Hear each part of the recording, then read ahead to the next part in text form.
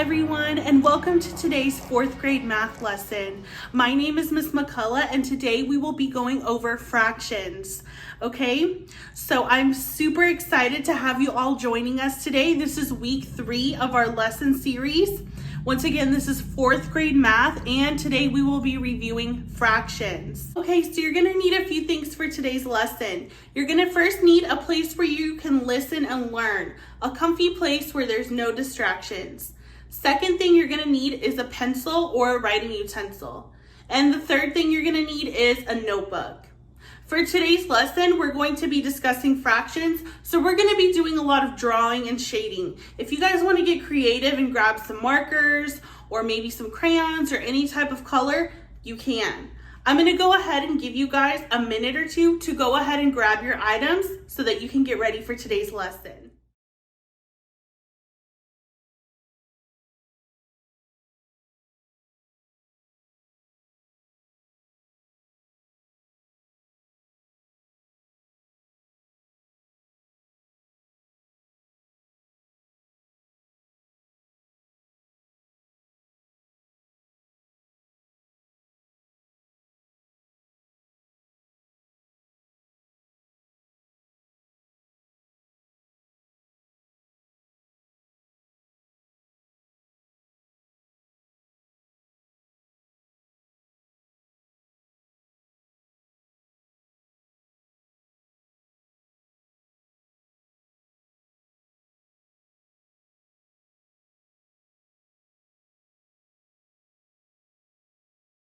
Now that everyone has their materials, we can go ahead and begin to read our objective. Are you ready? Read it with me. The objective states, I can represent fractions as a sum of fractional parts using concrete models and drawings. So what does that mean in your own words? Can somebody tell me? Let's see, represent fractions as a sum of fractional parts using concrete models and drawings. What does that mean in your own words?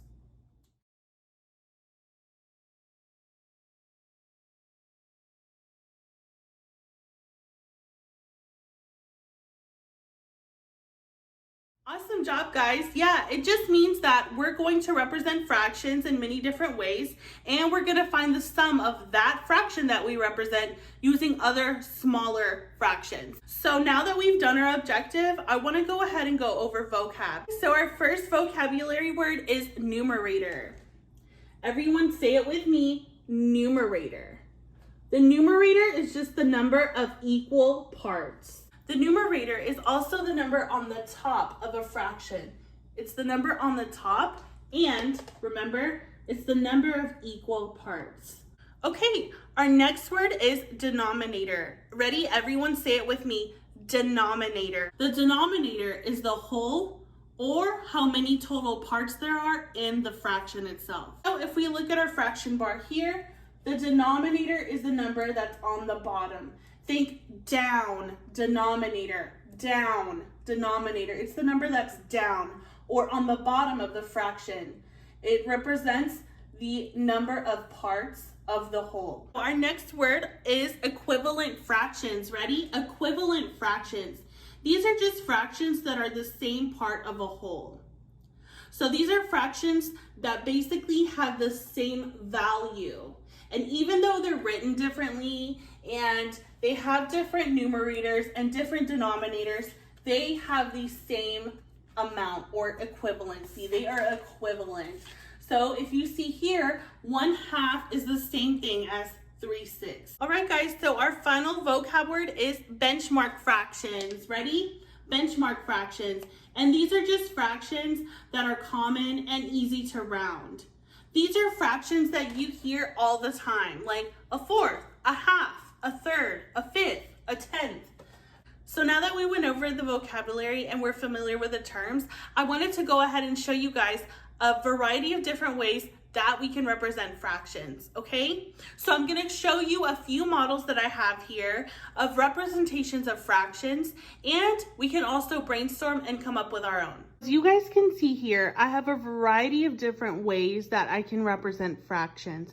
I wanted to start off with these first example here. These are fraction tiles. And I like this example because it can show you guys how even though the fractions are different in their denominators, one whole is still one whole. So one whole for a fifth means 5/5. One whole for fourths means 4/4. One whole for thirds means 3/3. You guys see 1, 2, 3. It makes an entire whole. These are fraction Rubik's cubes. I wanted to show this to you guys so that you can see how each fraction is represented. And although all of these cubes are the same exact size and length, the fractions split these cubes up into different pieces and parts, right? So you guys can see as the denominator gets bigger, the digit of the denominator gets bigger, the parts become smaller. You guys can see here that these fraction pencils are the same exact type of idea than the fraction bars and the Rubik's cubes. These pencils are all the same size and shape, but they're just divided into their equal parts. So you can see here a half, a third, fourths, fifths, and so on. So now that we looked at a few models, I want you guys to brainstorm and tell me what are some other ways that you can represent fractions?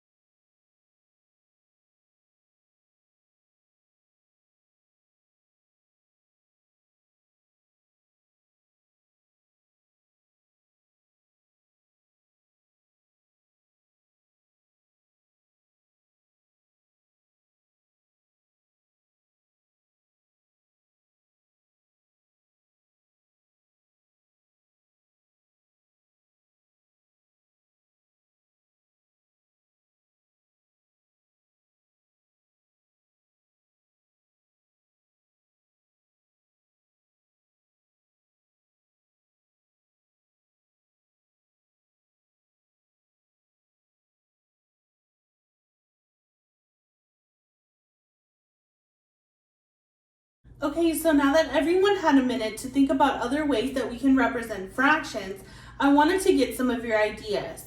So everybody go ahead and share out one idea of some way that you can represent fractions. Yeah, very good, right? So we know that we just did it using models. So I'm gonna put models here. And you guys go ahead and write this in your notebook, okay? Or your paper.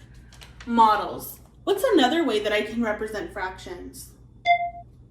Yeah, pictures, right? Pictures. That's also kind of like a model, but I can represent fractions using pictures. Very good. What's another way? Yeah, the number line. Awesome job. I can use a number line, right? So I can use a number line to represent any fraction by placing it there. Very good. What's another idea? Yeah, right? So we can use area models and sets.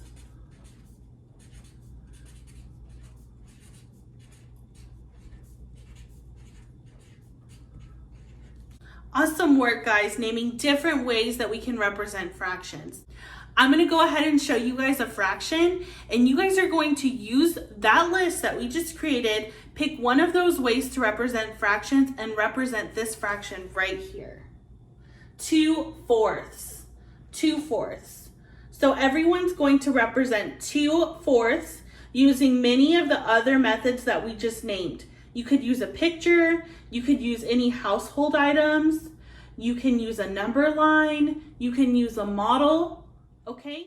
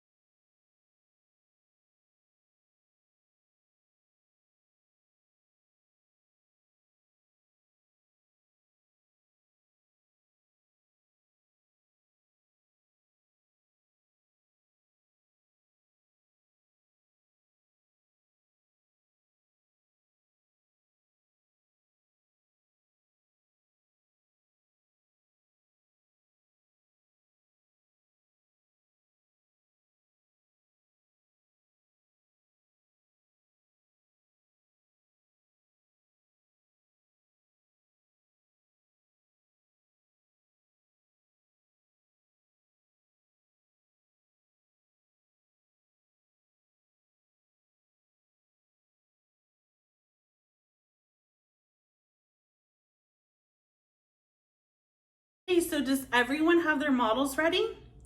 Go ahead and show them to the camera for me. You can just hold up your notebook or your paper and show it up.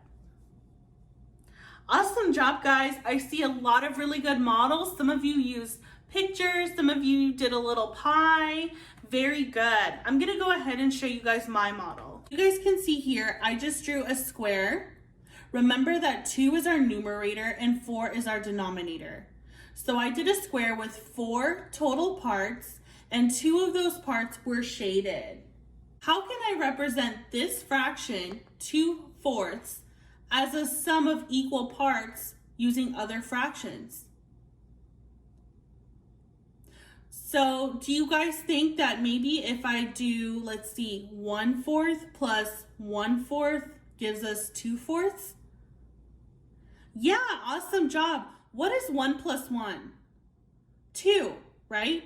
The denominator does not change because we'll always have these 4 parts here. But I know that 1/4 plus 1/4 gives us 2/4.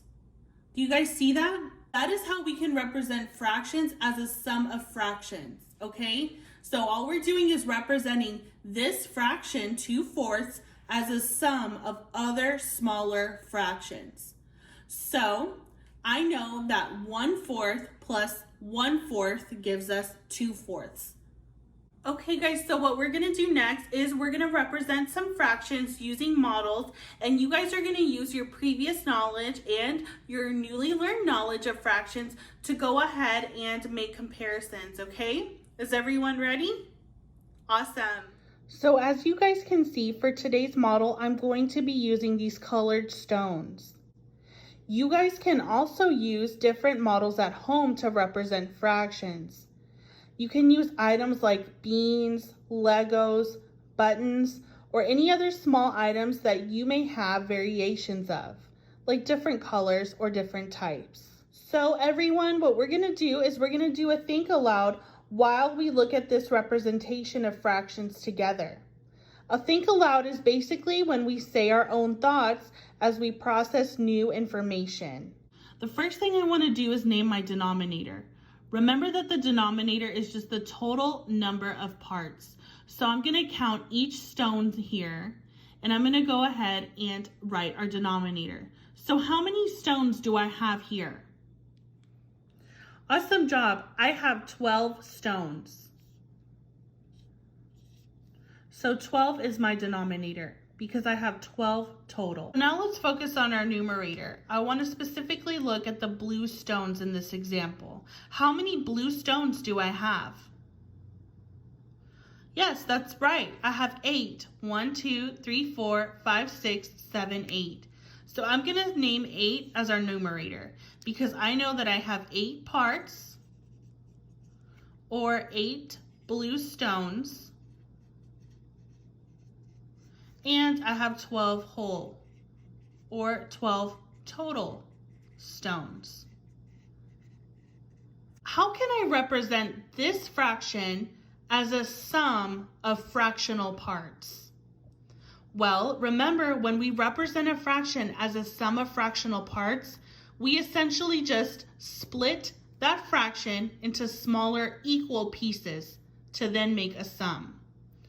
So I see that I can do groups. So I have 1, 2, 3, 4. How many stones does each group have? Yeah, very good. 2 stones. Remember, how many are there total? 12. We don't change the denominator, guys. So I know that I have 2 12s plus 2 12s, and I'm just gonna kind of cross these out as I work with them, plus 2 12s plus 2 12s. Very good. So I know that 2 plus 2 plus 2 plus 2, let's skip count together, 2, 4, 6, 8. So 2 12s equals 8 12s. Am I gonna write 12 here, or do I have to add all of these 12s? Yep, I'm going to keep the 12 because the denominator does not change. Very good. The denominator does not change. No matter what I do with these stones, how I arrange them, how I look at them, I'm always going to have 12. So now we represented 8/12 as a sum of fractional parts by splitting these 8 pieces or 8 stones into 4 separate groups. How can we represent 8/12 as a sum of its fractional parts? We just did it using 2/12 plus 2/12 plus 2/12 plus 2/12. We went ahead and split these blue stones into 4 separate groups. But how else can we do this?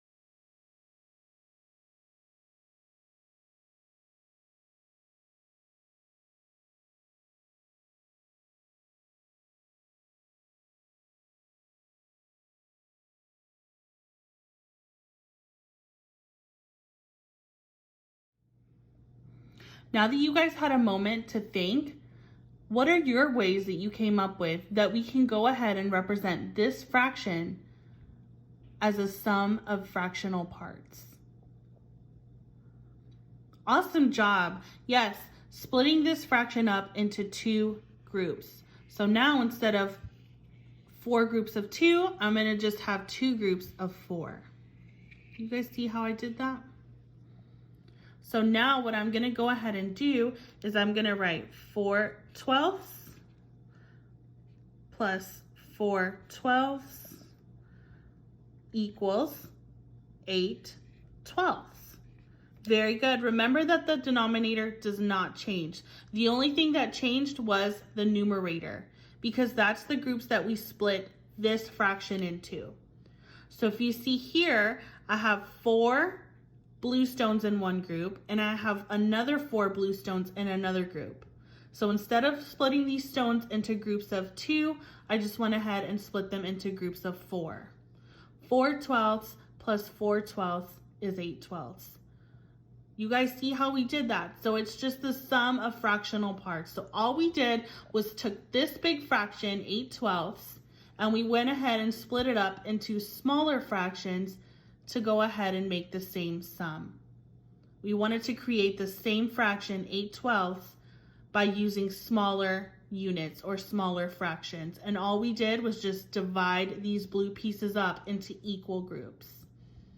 Awesome job. Are these two the same thing? So is 2/12 plus 2/12 plus 2/12 plus 2/12 the same thing as 4/12 plus 4/12? Yes, very good. That's right. It is the same thing because the sum comes out to 8/12. In both instances, we have the same sum. Awesome, awesome work, guys. Full stones. So now I want us to go ahead and write this fraction down. You're going to draw it, and then I want you to represent this fraction as the sum of its fractional parts using 2 different examples or 2 different ways that you can represent 10/12 as the sum of its fractional parts. I'm going to give you guys 2 minutes to go ahead and brainstorm and complete this task.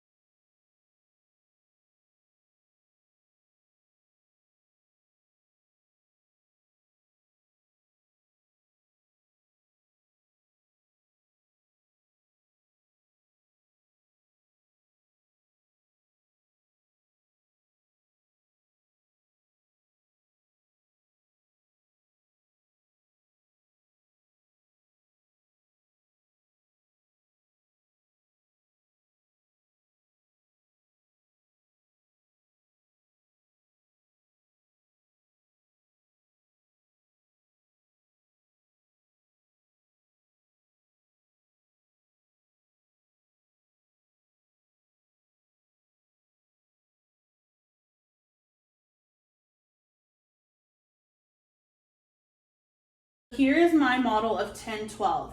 I just went ahead and drew a square. I drew 12 equal parts and I shaded 10 of them. Remember that 10 is our numerator and 12 is our denominator. So I know that I have 10 shaded areas or 10 parts and I have 12 in the entire whole. Okay, awesome work. So what is one way that you guys came up with to be able to represent this fraction as a sum of fractional parts? Yes, awesome work. You can go ahead and do 5/12 plus 5/12 gives us 10/12. 5 plus 5 we know is 10. And does the denominator change? No. Very good. The denominator does not change. So I know that 5, which I have up here, 1, 2, 3, 4, 5, plus another 5, which I have down here, 1, 2, 3, 4, 5, gives us 10. So 5/12 plus 5/12 gives us 10/12. Very good. That is one way to represent this fraction as a sum of fractional parts. What's another way? Yes, awesome. So going ahead and splitting these fractions up into 2, right? Into groups of 2. So I'm going to go ahead and do 2/12 plus 2/12 plus 2/12 plus 2/12 plus 2/12 equals 10/12. Remember, the denominator does not change because no matter how I rearrange this fraction, no matter how I add it, whether it be 5/12 plus 5/12 or all of these 2/12 added together, I'm still going to have 12 pieces no matter what, right? So 2/12 plus 2/12 plus 2/12 plus 2/12 plus 2/12 is 10/12. Very good. Let's skip count. 2, 4, 6, 8, 10. Very good. So out of the first example, what we did is we went ahead and we represented 10/12 as a sum of fractional parts by basically dividing these 10 into 2 groups of 5. You guys see that here? So we went ahead and said, okay, well, I know that 5 plus 5 is 10, so I'm just going to go ahead and say 5/12 plus 5/12, 10/12. And the next model here, I'm going to say, okay, well, now I split them into 2 groups of 5, but what if I split them into 5 groups of 2? So now on our second example, what we did is we went ahead and said, okay, 2/12 plus 2/12 plus 2/12, another 2/12, and one more 2/12 gives us 10/12. 5 groups of 2. Very good, guys. So that is several different ways that we can represent these fractions as a sum of fractional parts. Simple? Thumbs up if you agree. Thumbs down if you're like, I really feel like I could get some more work on this lesson. Awesome job. A lot of you have thumbs up. Very good. So all we're doing when we're representing a fraction as a sum of fractional parts is, remember, we are just putting that fraction into smaller fractions or smaller bits and parts where we can go ahead and add those to create that same fraction. Excellent work today, you guys. I challenge you this week to go ahead and explore fractions so you can use drawings or household items to represent other different types of fractions, just like we did here, just like I did with the stones, so that you guys can be able to explore fractions a little bit, okay? Once you have represented a few fractions, go ahead and see and say, how can I represent this fraction as a sum of fractional parts? And you guys can do the same thing that we did up here, where you go ahead and you take that fraction and you split it into smaller units or a smaller fraction to go ahead and add it and create that same exact fraction. So that is your challenge for this week, to go ahead and explore fractions using household items or drawings and creating sums of those fractions using fractional parts.